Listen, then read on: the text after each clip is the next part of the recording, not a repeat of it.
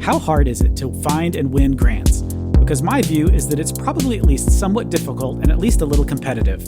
We're currently registered as a 501c4, but there are folks in my organization who are pushing to change to a 501c3 because then we can get grants. Like there's a magic grant fairy who will just shake lovely grants from the grant tree to shower us with free monies the moment our status changes. I can't help but laugh because wouldn't we all love like a magic grant fairy? There's a little bit of snark in that question, don't you think? There is. I appreciate that so much. But I appreciate it. I'm just this just made me smile. So, and yes, to the person who wrote in about this, grants are incredibly competitive.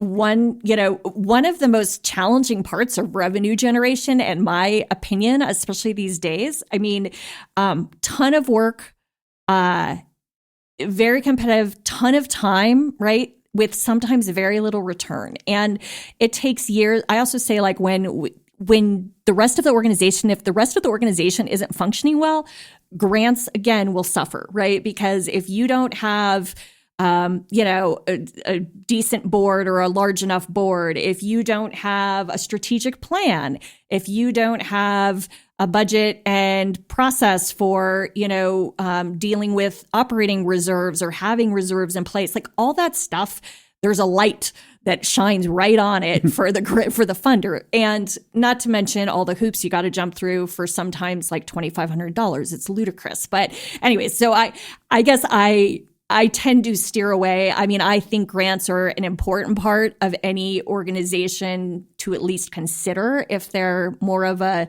kind of grant-centered organization, because let's be honest, there's some types of nonprofits that are positioned better for private grants. There's some that are positioned better for government grants, just by the nature of the work they do.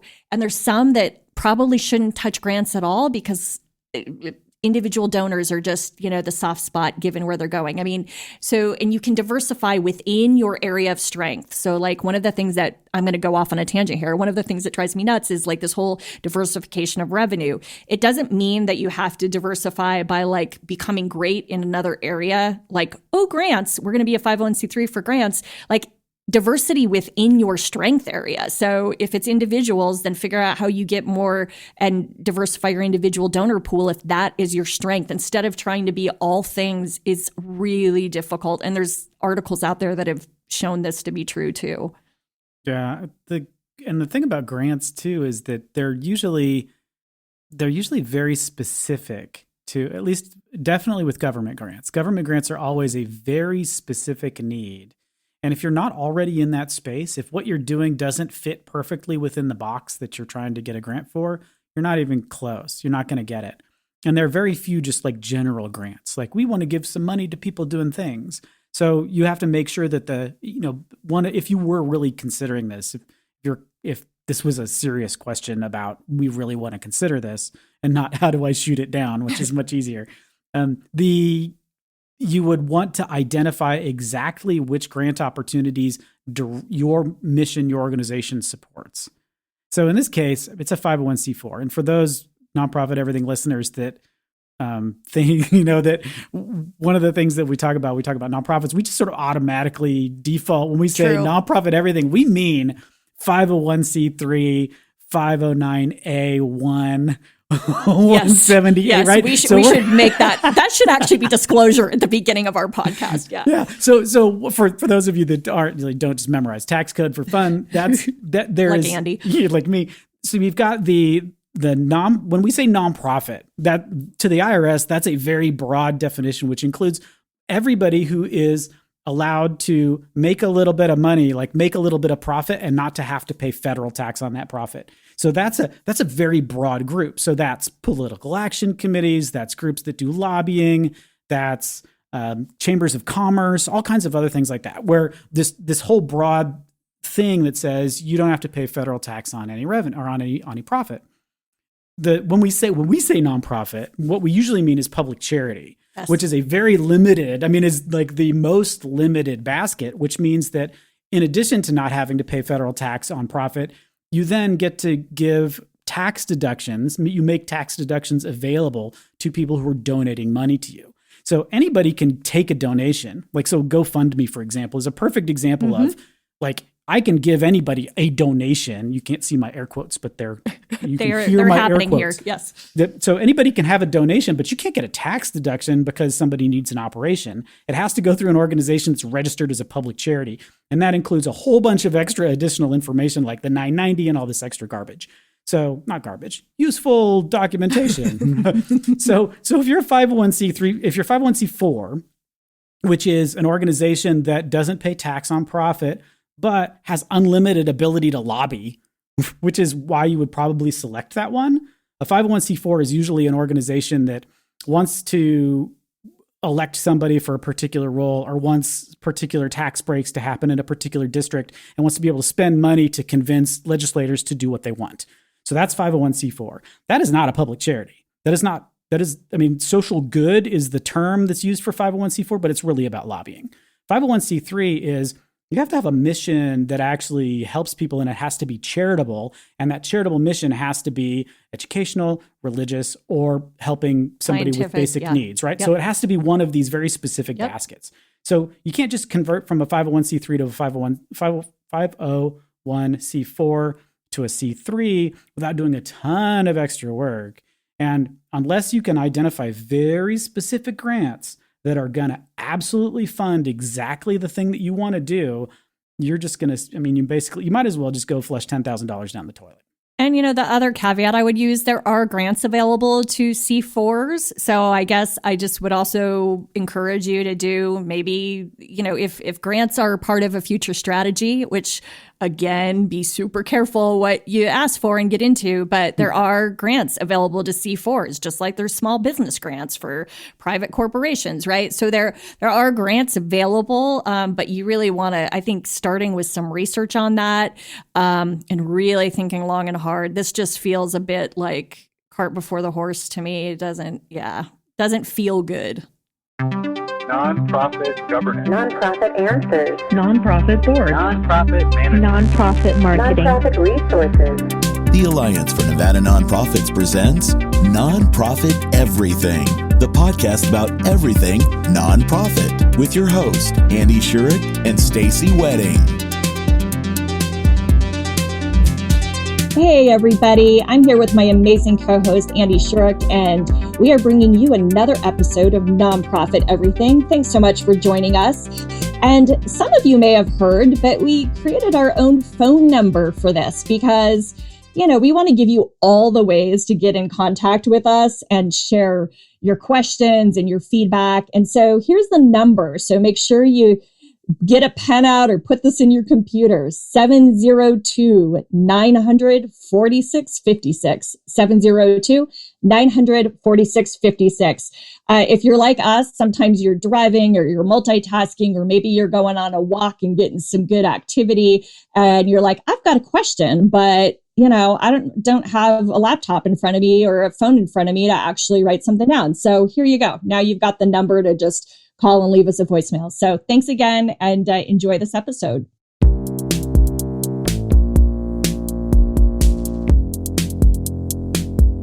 So Stacy, I'm going to ask you this next question because as I was just saying, I'm really curious to find out what you have to say about this one.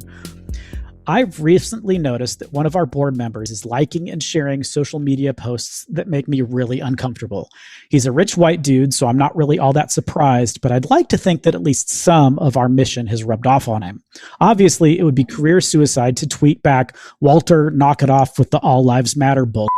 But I'm also now having trouble taking him seriously in board meetings. Is keeping this guy on our board a danger to our organization, or should I just quietly unfollow him? Oh, I have such a heavy sigh with this, right? Oh, it's so awful. I actually think social media can be such a curse. Like people that I liked before, and then I see their social media post, I go, yeah, you're off the list, right? Anyway, okay. So a couple of thoughts. I actually think I'm going to get to your questions, but I'm going to take it a little bit from a larger standpoint. I think that you really need to tackle this. I don't know what your role is in the organization. I think that you would be doing your organization a disservice not to share this with the executive director or your supervisor or however your structure is. And hopefully that person then would, if it was the ED as an example, they would talk to their board chair about it. And here's why. Like, maybe people don't realize he's doing this, but I mean, the honest to God truth is that when you serve on a board and, you know, there's so many, I'm assuming this board member may also occasionally share posts from your organization, or I have no clue if this board member actually is connected online, showing like in his profile on social media that he's a board member of your organization. But we know that people can figure it out easy enough. And so just like an employee is sort of always representing an organization outside of, you know, the actual work day, so is a board member. And so I've seen a lot of organizations struggle with this, especially with some of the civic unrest and political unrest over the last few years. And so one of the things that's starting to happen is taking sort of, if you have a social media policy for employees, actually taking that and adapting it for volunteers. Oh, it's particularly volunteers in leadership positions like board members, and talking about why you as a board member want to reflect, you know, well at all times. Now, I also get there's free speech. Everyone has a right to their own beliefs and opinions. And so there's that piece of it. But I do think you take a responsibility when you're serving for the public good to realize you're wearing a lot of different hats. So like I said, I think the industry is starting to look at this as creating problems. I've had a client before that has said that a donor saw what one of the key board members was posting and literally chose not to give to the organization. So it can impact the organization in a lot of different ways, whatever side of the fence you're on. And so, you know, there's also ways to sort of, anyways, I just think sort of having that conversation as an organization about what's appropriate conduct and, you know, what's appropriate with social media and stuff, and talking about it is sort of a starting place. And that really needs to happen. Of course, like board leadership and a board chair needs to bring that up, in my opinion. You as an employee are not going to be well served to go head to head with this board member who you can't stand. But I also think that you have an obligation to share what you're seeing, because if it's making you uncomfortable, it's making other people uncomfortable. Yeah. So this question came in like 3 weeks ago.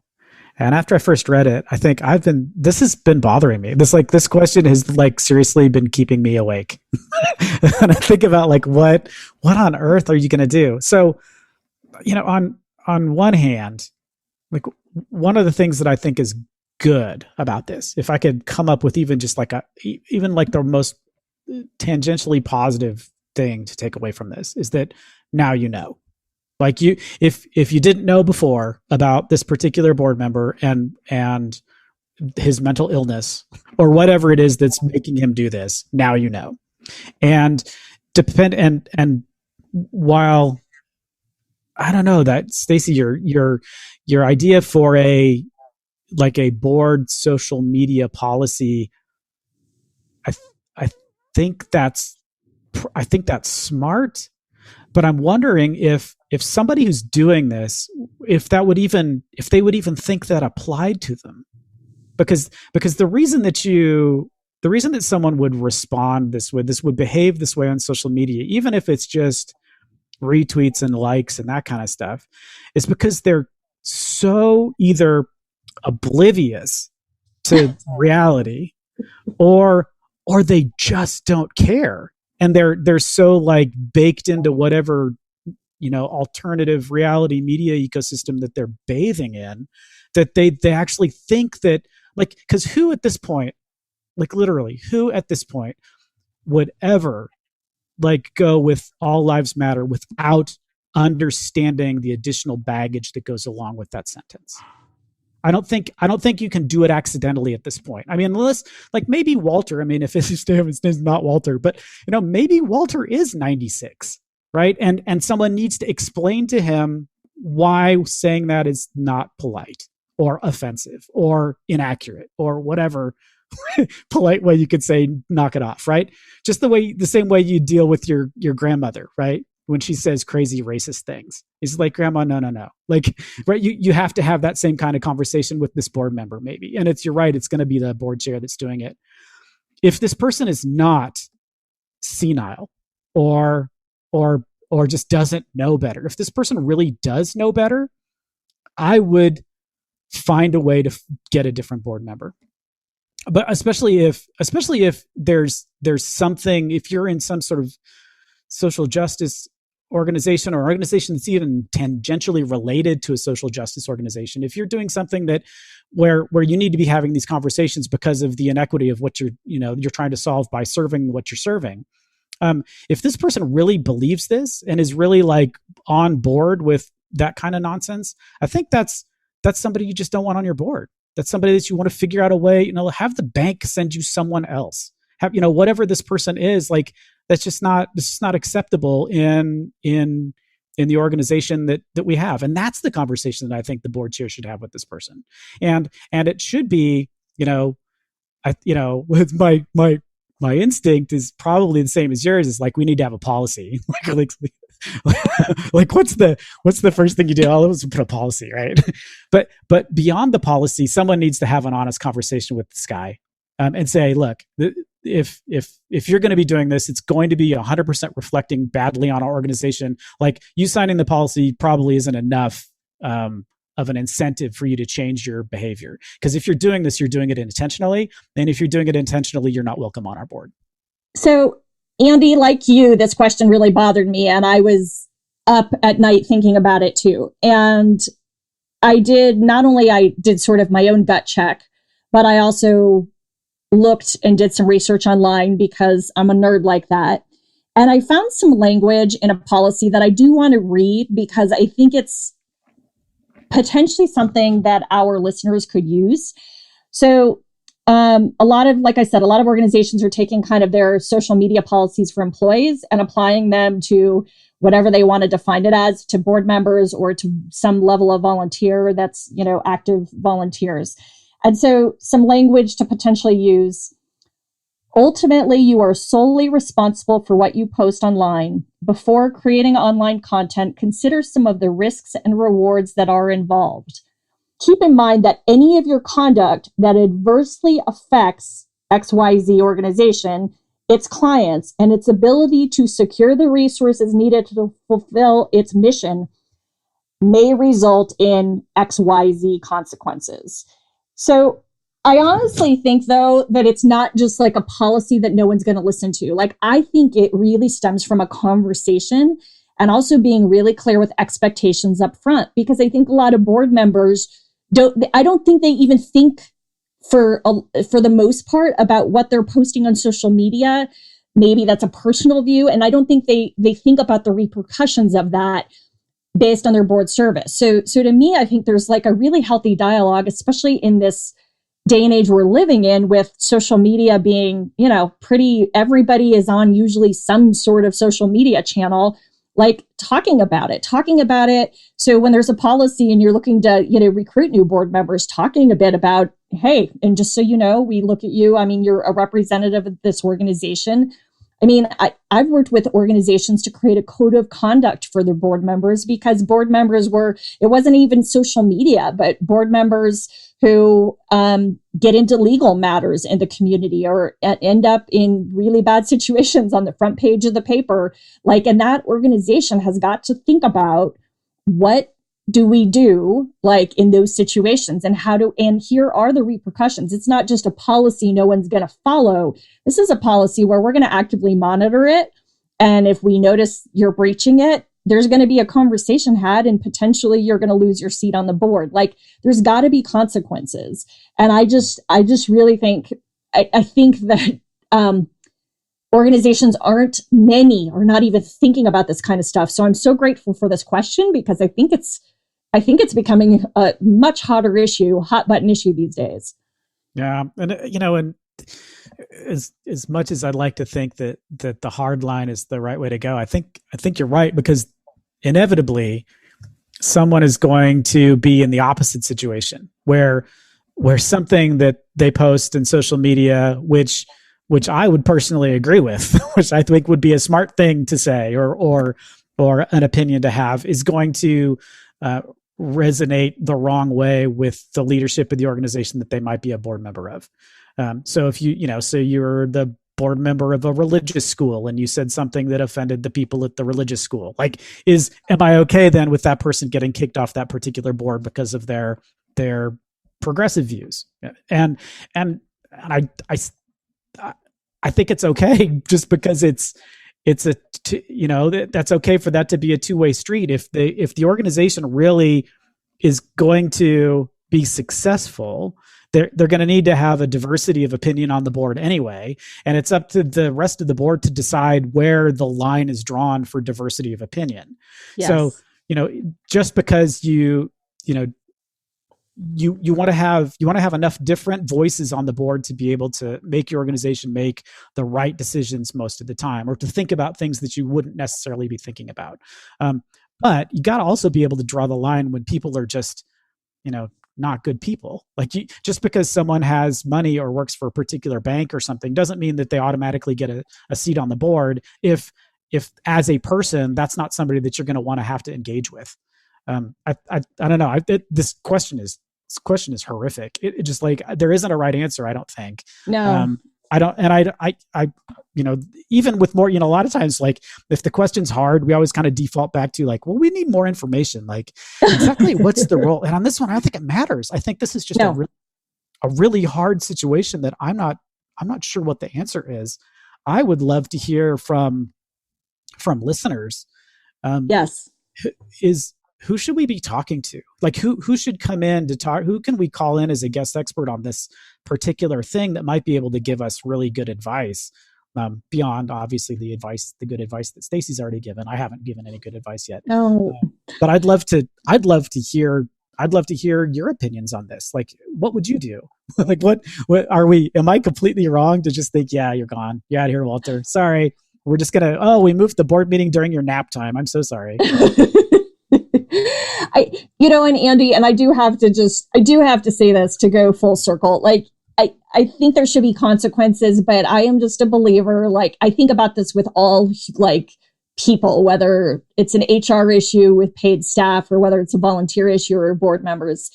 I think organizations need to be crystal clear on their expectations, what is and isn't acceptable. Sometimes we add to that list, right? When we find out new things that we didn't even think about in the first place, and that's okay. But I feel like there needs to be some sort of, I don't know, I call it a paper trail, but just philosophically saying we operate with the values that we're going to share with you, what it means to be a part of our organization and the values we operate under. And here's also what that means if that's not followed. And I feel so to just go to, I think it's really poor judgment on this board member Walter's part to do this. But I also think like you said, Andy, maybe he's whatever. We don't know his background, but maybe he's just oblivious. So starting to have these conversations. So I definitely, the one thing I feel super confident about is not being quiet about this. I do think this needs to be raised because it's something that you could actually,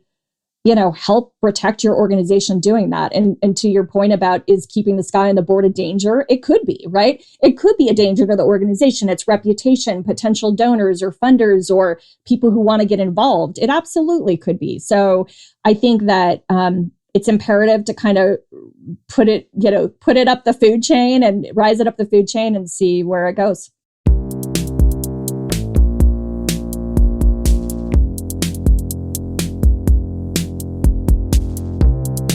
We are looking to hire a consultant to develop some curriculum for one of our programs. One of our board members asked, who will own this material? As long as it gets produced and we can use it, I'm not sure I care or want to get caught up in discussions about ownership of this material. Is there something I'm missing or should be thinking of? I think your board member has a point in this case. So think about when, if you're an organization that has a logo on the letterhead, that every time you needed to get more printing done, you needed to go back and pay somebody again to reuse your own logo. So those are the kinds of things where if you've got a professional designer or you've got somebody that's working on something for you, like curriculum or something like that, that you're going to want to make sure that you're clear on how you're able to use that thing in the future. So there's lots of ways you can go about that. And I think the contract phase is probably the right place to do that, is to go in and look and say, like, in this contract, does this allow me to just use this forever? Or is there some sort of license, or just like have that conversation with the person? Because the person that's providing the content may be like, oh yeah, it's yours. It's work for hire. Because in a lot of cases, if you're paying somebody and they're on staff, that work belongs to the organization regardless of who they are. If it's a 1099, if you're actually paying somebody that's another company to do it, so in this case, you're going to hire a consultant. If you're if you're hiring them as a 1099, in many cases, they're going to own it because they're the ones that are doing it for their own work. And depending on what you're providing for them, they might want to resell that to other people. They might not be designing it directly for you. They might be designing it. It's something that you're just leasing from them. So it's important to have that conversation up front. In general, contracts, I think people, especially nonprofit folks, I've noticed, tend to be more nervous about contracts than they should be. Like, oh, we just, let's just do it. Let's just figure it out. Like, you want to do it, we want to do it. Let's just go ahead and do it. And a contract isn't as much as like sometimes you get them and they feel like somebody's trying to get you, right? They send you a contract and you're like, wait a minute. Yeah. Like, what's this all in here for, right? But what a contract really ought to be is just like what your agreement is in writing. Like, what are the boundaries, just so that we're all clear on what it is ahead of time, and all that like nonsense indemnification language that gets thrown in boilerplate and stuff like that. A lot of time you can have that stuff, if it doesn't make sense or you don't like it, you can have an attorney just rip that stuff out, because a lot of times it doesn't mean anything anyway, or it's unenforceable and it's just some gobbledygook that they downloaded from some website someplace. And I will share from private experience, and it's not this obviously specific example, but another reason to maybe have an attorney look at this when you do have a contract in place or agreement with all of this outlined. Several years ago, I went through this same issue with my company and with a contractor, right? A similar situation. I had consulted with someone, and this issue came up, and there was discussion about who owned it. Well, my contract didn't ever address that. And the person was like, I own it and can use it however I want and can, sell it since I developed it for you, this piece, right? And other communities. So it was a big aha learning lesson for me. I now have that language in the contract, but I will tell you, at the time, the attorney who advised me said, even though you have the language that your company owns it now, labor law will still err on the side of the consultant and the person who, because they're not a paid staff person, there's still a strong chance based on just kind of, precedents and stuff, what's been said. So all of this just basically to say, because this isn't legal advice, but like get somebody who's an expert in this to make sure this is spelled out the way it needs to be. And if you truly don't care if the consultant owns it, I do think you also have to think about those implications, right? Because to your point, Andy, some of what you brought up, but think about if this is like material that you're going to use in some of your programming, what if that consultant went and resold it to your competitors or to others doing the similar work to you in the market? Would you be okay with that? Like, is this a unique identifier, competitive advantage for your organization? And if it is, and you want it to be, then this is an important thing to figure out from the get-go. Yeah, an attorney's going to be able to provide you with a bunch of other kinds of opportunities to do it. So it's not only you own it or I own it. There are other ways to like license it perpetually for $0 and maybe make it Creative Commons so that you can use it and share it, but they can't sell it, right? So I had I did some work for somebody, and that was kind of a sticking point, is like I trusted the person I was working with, but I didn't necessarily trust the other people that they were working with. Yes. So the way we designed the license was that person can use it for their own use, but they can't resell it. And if they change it, they have to get my permission first. So I'm not charging them for it, but they just have to check with me before they do something else with it. And that was, for me, that was enough of a barrier that I didn't feel like all of a sudden I was going to see my own stuff coming back to me. So.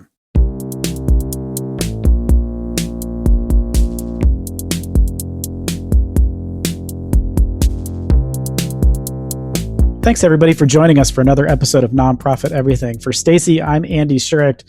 Nonprofit Everything is a production of the Alliance for Nevada Nonprofits. If you're not a member of the Alliance for Nevada Nonprofits, please consider joining. That is probably one of the best ways to support the podcast, is to participate in your state association. There's information on the Nonprofit Everything website about how to get involved with Ann, or you can go to the Alliance for Nevada Nonprofits.org. We'll put a link. There's always a link in the show notes. You can get directly to them there. With that, thanks again for joining us, and we will see you in a couple of weeks.